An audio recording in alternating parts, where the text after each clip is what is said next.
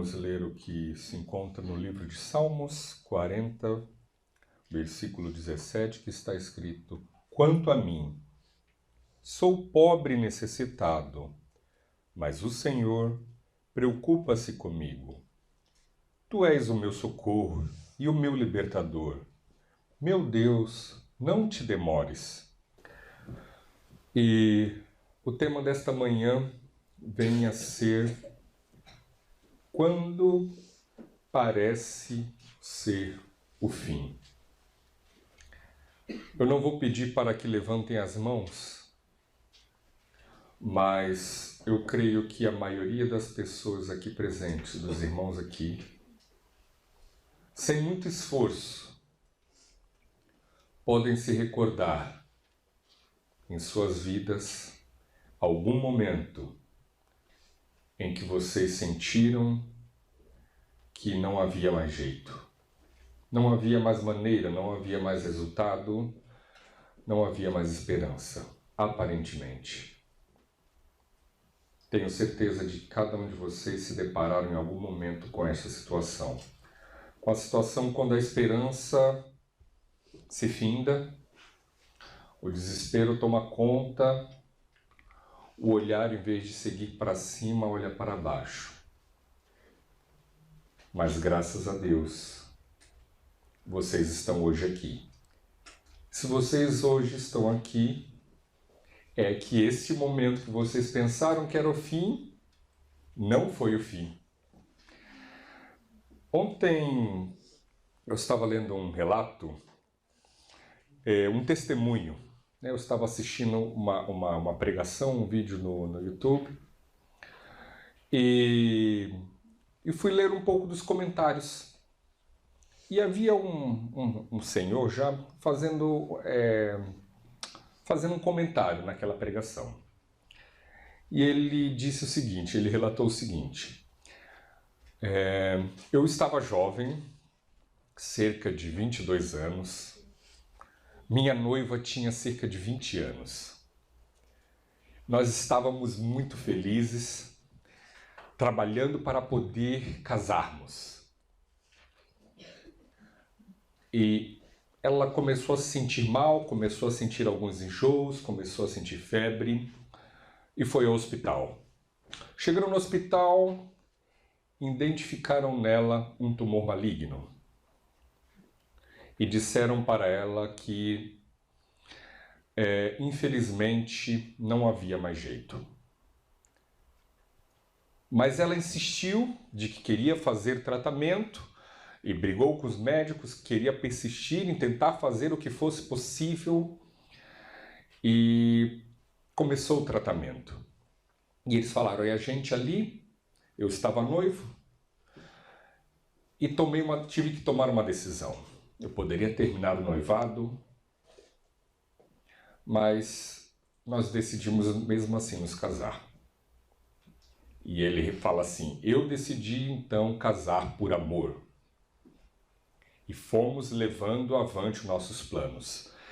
E, em resumo, foram cerca de 5 anos de batalhas. Eles falaram: nós nos casamos e foram anos de batalha muito difícil para nós. Idas e vindas ao hospital, tentou quimioterapia, fez tratamento quimioterápico, fez tratamento radioterapia, fez o que havia possível e, por fim, surgiu uma luz no fim do túnel, a esperança de que ela conseguisse fazer o transplante então do fígado, ela poderia ter alguma esperança. E ano após ano, nós lutando, indo no hospital, passávamos noites às vezes no hospital, mas em resumo o que eu quero dizer no comentário aqui é que Deus sarou a minha esposa, ela conseguiu o transplante do fígado. E hoje ele relata assim: eu tive que, depois de toda essa luta, eu tive que ficar alguns anos trabalhando em 2 empregos. Hoje, graças a Deus, eu faço investimentos imobiliários e toda aquela luta ficou no passado. Eu não consigo imaginar-me qual minha resistência para tantos anos de luta e para a fé de tantos anos buscando algo que aparentemente seria impossível. Eu não sei se eu conseguiria ter essa força que esse Senhor teve. Mas o que eu posso dizer é que para ele a história teve um final feliz, está tendo um final feliz. Aonde não havia esperança, aonde aparentemente ele poderia ter tomado uma decisão e fugir dessa luta, bem, minha noiva vai morrer, então para que eu vou me casar com ela se ela está enganada, se ela já está numa fase terminal? Mas ele diz que pela fé ele tomou uma decisão e que não se arrepende dela. Aqui nós vemos uma história que aconteceu verdadeira, uma das grandes histórias do povo de Israel. E as crianças conhecem muito bem essa história, que foi quando o faraó Deus livrou o povo de Israel do faraó e permitiu que eles conseguissem começar a sair do Egito. E após alguns 2, 3 dias de viagem, o relato bíblico diz que por fim eles chegaram no momento em que havia o que à frente deles? Havia um mar, né? Havia o Mar Vermelho, havia nos cantos montanhas e atrás Faraó com mais de 600 carros treinados para forçá-los a voltar para o Egito. E o povo ali começou a não ver saída. Se nós estivéssemos no meio daquele povo, o que nós sentiríamos? Qual seria o nosso sentimento? Estamos encurralados, não há saída. Um mar adiante, montanhas, temos crianças, animais, cargas e um exército da nação mais poderosa do mundo a nos perseguir do outro lado. Aproximando-se o exército egípcio, o povo de Israel viu-os à distância. A fumaça, o ruído, o chão possivelmente devia tremer com tantos cavalos e cavaleiros correndo juntos, correndo na direção deles, e ficaram terrivelmente atemorizados, começando a gritar ao Senhor por ajuda. Aqui eu fiz uma ênfase. Eles começaram a clamar ao Senhor por ajuda. Aparentemente, aqui temos uma foto que relata bem, né, mais ou menos a realidade em que eles estavam. Um mar adiante, uma multidão que não podia correr, não tinha armas, montanhas e o exército vindo atrás. O que você faria? O que você faria? Irmão, certo é que eu acho que com certeza nós juntaríamos nesse grito e clamaríamos ao Senhor: Senhor, nos ajuda. Senhor, por favor, nos livra.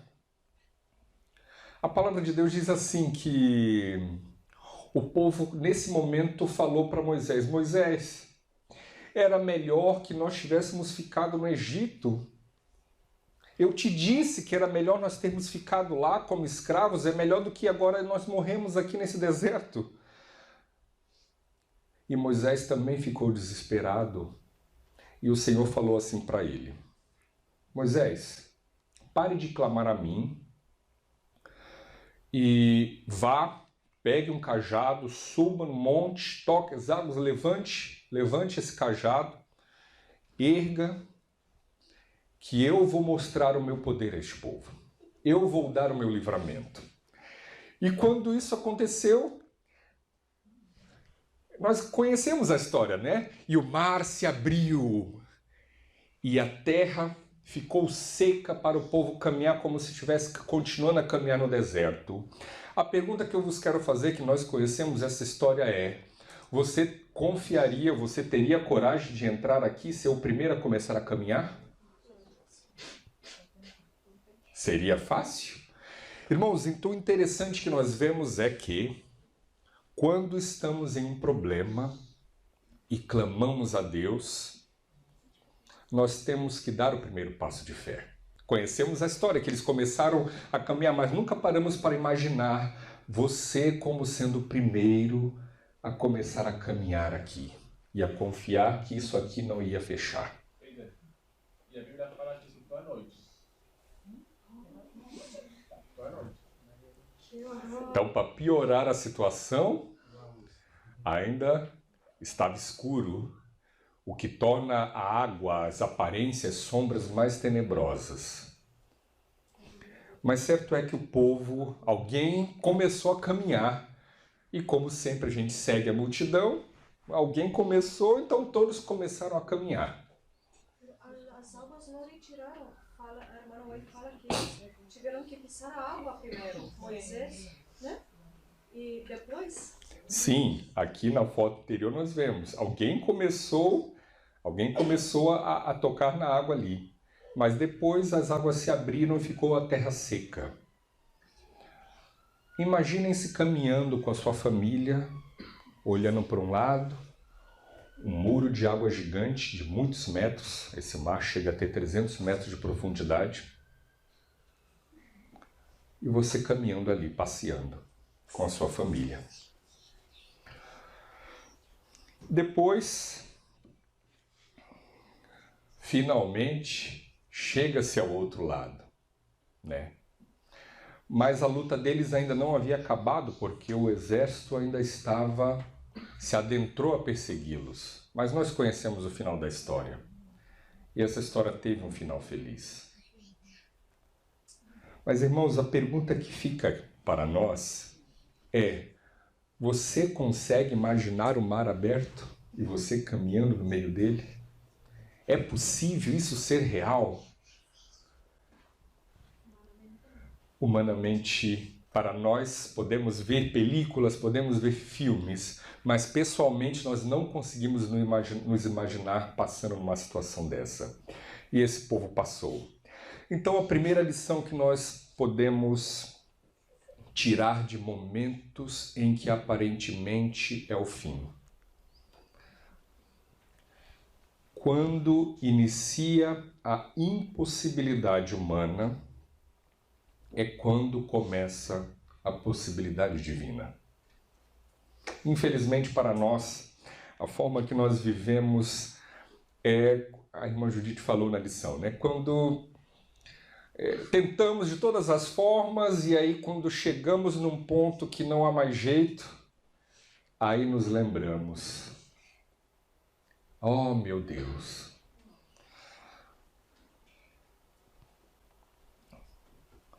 As impossibilidades humanas, irmãos, elas são reais porque nós vivemos pela vista, nós vivemos pelaquilo que olhamos, mas Deus, Ele não é ser humano.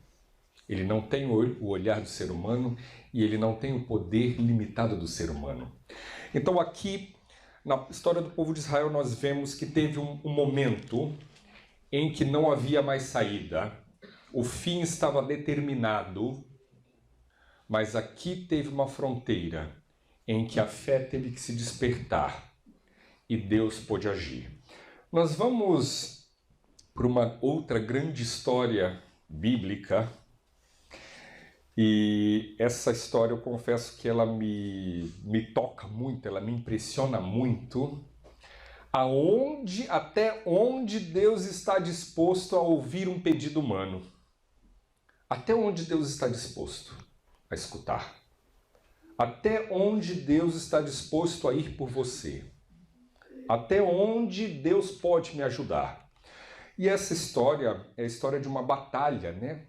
Josué estava numa luta e então 5 reis se reuniram, 5 reis poderosos se reuniram para guerrear, para se fortalecer e atacar uma cidade, a cidade de Gibeon, que tinha feito aliança com o povo de Israel.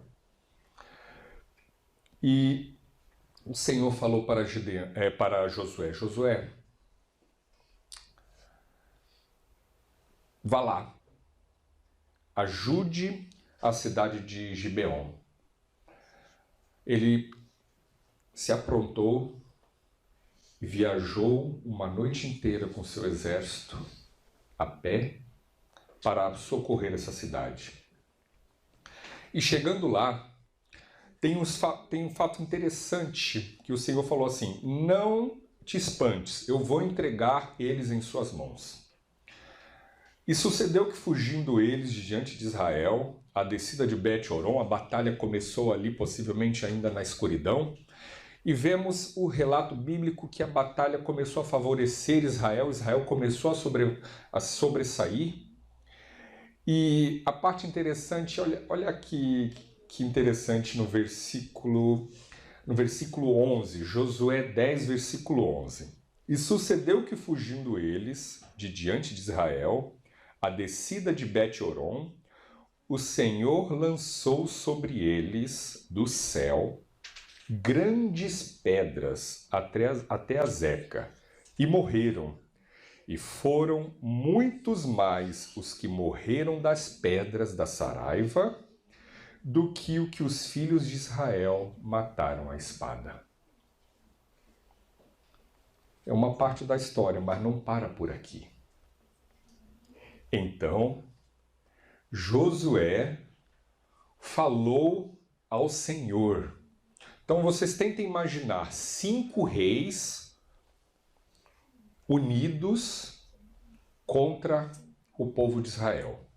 Então, podemos imaginar a quantidade, a diferença numérica de batalha aqui. Mas Josué seguiu e começou a lutar a batalha do Senhor. Mas era tanta gente, eram tantos milhares de soldados, que mesmo o dia inteiro Deus, ainda tendo jogado a saraiva de pedra, não foi possível para exterminar essa multidão de soldados. Consegue imaginar então qual era a quantidade de soldados que havia aqui? Que então Josué falou ao Senhor, no dia em que o Senhor deu aos amorreus na mão dos filhos de Israel, e disse na presença dos israelitas: Sol, detém-se Gibeon, e tu, lua, no vale de Ajalon. E o sol se deteve, e a lua parou, até que o povo se vingou dos seus inimigos. Isso não está escrito no livro de Jasher? O sol, pois, se deteve no meio do céu e não se apressou a pôr-se, quase um dia inteiro. E não houve dia semelhante a este, nem antes, nem depois dele, ouvindo o Senhor assim a voz de quê? Está escrito aqui? Um homem, porque o Senhor pelejava por Israel. Bom, eu não consigo, me arrepio, eu não consigo compreender o Deus do universo parando toda a ordem das coisas, toda a ordem dos astros, a ordem do tempo, que ele sempre ordena com ordem, com decência. Ele mudou, alterou o tempo, porque um simples ser humano fez um pedido a ele. Não houve um dia semelhante a este. Irmãos, nós vemos os relatos bíblicos, lemos a história e parece que elas ficam lá, distante de nós. Mas eu lhes pergunto, esse Deus que ouviu este homem, é o mesmo Deus hoje ou ele é um Deus diferente? Ele está cansado de fazer milagres? Sim. Josué estaba siempre en el tabernáculo del Señor postrado, siempre estaba. Él no dejaba, no se iba a dar una vuelta no, todo el tiempo que él tenía estaba postrado delante de Dios. Por eso Dios lo escuchó, porque tenía comunicación con él. Então aqui nós vemos, nessa história, que um homem, achegado a Deus, uma mulher, uma criança, a chegada a Deus, tem todo o poder do universo a seu lado. Irmãos, o segundo ponto, nós só temos 3 pontos para aprender nesse relato dessa manhã, nesses relatos dessa manhã. E vamos para o segundo ponto. Nós temos disponível um Deus do impossível. Um Deus que não há limite. Um Deus que nós não podemos falar, isso aqui ele não pode. Nós podemos muitas vezes, infelizmente, limitar a Deus. Mas Deus não se limita a nós. Jeremias 32:17 está escrito: Ah, Senhor Jeová, eis que tu fizeste os céus e a terra com o teu grande poder, e com o teu braço estendido, não te é maravilhosa demais coisa alguma. Não é, outras versões diz, não te é difícil, não te é impossível coisa nenhuma. Irmãos, muitas vezes nós levamos uma vida de sofrimento. Levamos uma vida limitada, rastejando por nossa própria escolha, mas nós ficamos cegos. Temos um Deus do impossível, se nós assim o desejarmos. Temos um Deus que deseja fazer o impossível para nós, mas muitas vezes nós não acreditamos que o impossível pode ser possível. Então, quando nós limitamos a Deus na nossa mente, a vida nos é assim como nós pensamos. Então, aqui, nós temos como cristãos 2 possibilidades. Porque o cristão, o verdadeiro cristão, ele se apropria de Jesus, ele se apropria de Deus através da fé. Nós podemos ser o cristão medíocre, vive limitado, ou podemos ser o cristão do impossível. Não há nada difícil, não há nada impossível para Deus. Mas muitas vezes nós sofremos, almejamos mudanças, sofremos mudanças, seja no nosso cônjuge, seja conosco mesmo, mas não nos apropriamos do Deus do impossível. É mais fácil culparmos a Deus pelo problema que nós estamos passando do que nos apropriarmos que Deus é a solução do que nós estamos passando.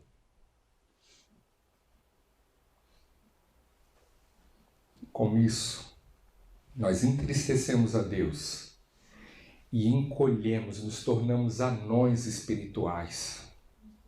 Por quê? Temos medo de pedir, não pedimos e não conseguimos pedir. Irmãos, nós temos o Deus das causas impossíveis ao nosso dispor. Na semana passada, eu estava fazendo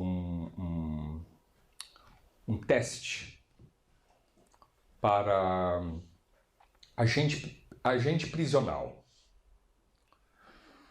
E aí decidi fazer uma pesquisa dos comentários, né, das pessoas que haviam sido agentes prisionais.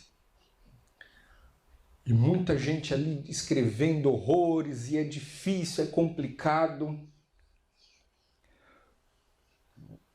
O primeiro sentimento que nos vem é temor, é pavor. Mas depois eu fiquei me lembrando que na Bíblia nós temos o relato da vida de um agente prisional, né? Que na verdade não era simplesmente um agente, era um preso também, que foi José. E depois eu parei e fiquei pensando assim, eu tenho aqui 2 decisões. Ou eu me aprisiono pelo medo, ou eu posso pensar que Deus pode me guiar em qualquer circunstância, em qualquer situação. Daniel e seus amigos tomaram uma decisão ali. Os amigos de Daniel tomaram uma decisão. viver através do Deus do impossível. E o que eles tinham diante deles? Todo mundo, uma fornalha superaquecida perante eles, ou obedeciam uma ordem, ou o fogo estava já aceso diante deles. Eles haviam passado pelo fogo? Haviam já sido livrados daquela maneira por Deus? Não. Tenho certeza que não. É uma experiência sobrenatural, é algo irreal, é algo impossível. Põe a mão no fogo e veja o que acontece. Mas esses homens, eles tomaram uma decisão, esses jovens, eles testificaram falando: Senhor, se o nosso Deus, se Ele desejar, Ele pode nos livrar. Aqui está o primeiro ponto, acreditar. Mas, se Ele não nos livrar, saiba ainda assim que nós não vamos nos ajoelhar. Ter posição pelaquilo que é correto, independente das consequências. Eles tomaram uma decisão. E Deus se agradou da decisão desses jovens. Irmãos, tentem imaginar o próprio Jesus descendo de imediato do céu e se pondo ao fogo junto com aqueles jovens e conversando com eles ali no meio daquela fornalha. No meio da vista de todos. Eu não consigo imaginar uma cena dessa, mas é o que aconteceu. Irmãos, volto a repetir, nós temos o Deus das causas impossíveis, mas muitas vezes na nossa jornada estamos caminhando infelizes, estamos caminhando em enfermidade, estamos caminhando em dúvidas. Por que não tomamos a decisão de acreditar? Aqueles jovens, o primeiro passo que eles tomaram a decisão. Vou acreditar. Eu conheço Deus de teoria da palavra, mas chegou um momento aqui que eu vou ter que tomar uma decisão. Eles tomaram a decisão. Nossa vida está na mão de Deus. Ainda que eu perca, não tem problema.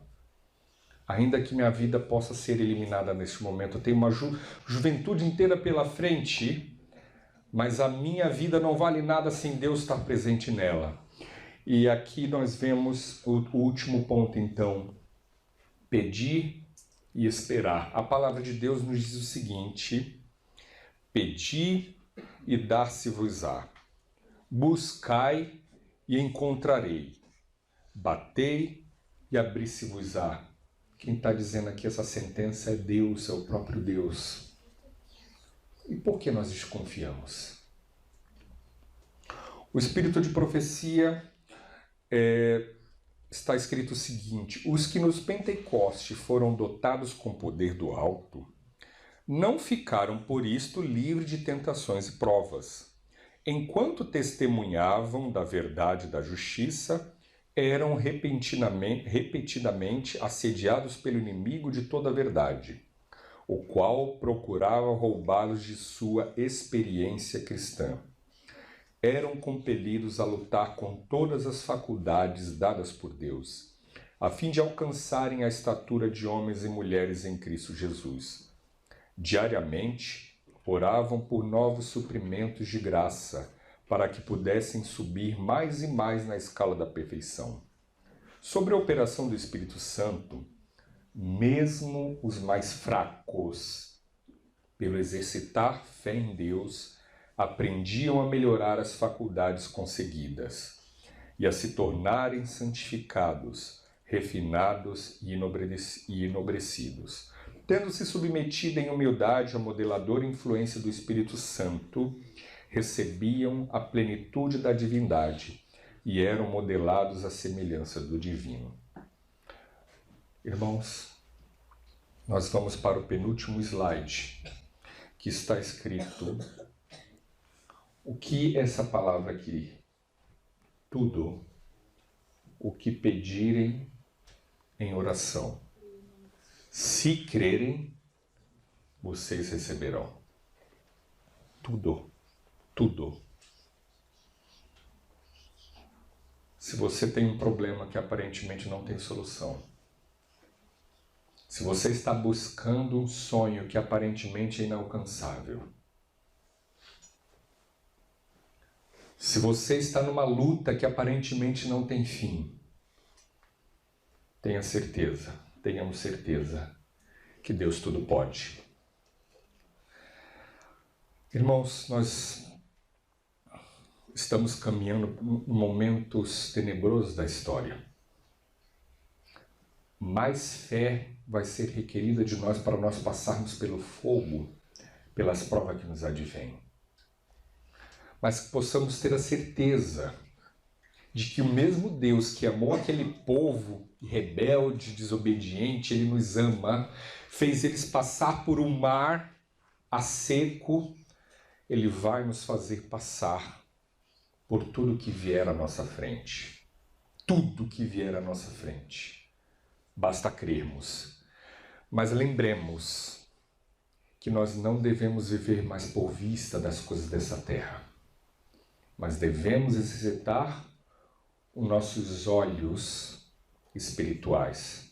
Tudo aqui que nós vemos vai passar, mas aquilo que Deus tem preparado para nós, tudo aquilo que nem olho viu, nem alguma imaginação pode imaginar, alcançar, é o que Deus está preparado para nós. É o que Deus já preparou para nós. Então, se nós queremos viver uma vida cristã de verdade, nós não podemos viver caminhando com os olhos na vista limitada da coisa desse mundo. Se nós queremos alcançar o impossível, porque temos o Deus do impossível, o nosso olho tem que olhar para as coisas impossíveis, para as coisas do alto.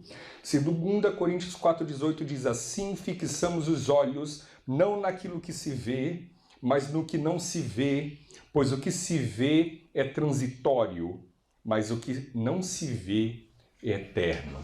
Eu sempre quis compreender o que tanto movia Paulo para chicoteado, pisoteado, perseguido na igreja, perseguido pela cidade, perseguido pelos irmãos. Ele declarava que aquilo ali era glória. Quando nós passamos a não olhar para as coisas somente deste mundo, mas visualizar aquilo que Deus tem uma eternidade preparada para nós, é o ponto que decisivamente nós passamos do mundo para ser cidadãos eternos, vivendo ainda nessa terra. Que Deus nos ajude, irmãos, para que nossos problemas, para que nossas lutas, para que nossas impossibilidades, nós não culpemos a Deus, mas ao contrário, recorramos a Deus, que Ele pedi, dá-se-vos-á, buscai e encontrarei. Amém. Jesus.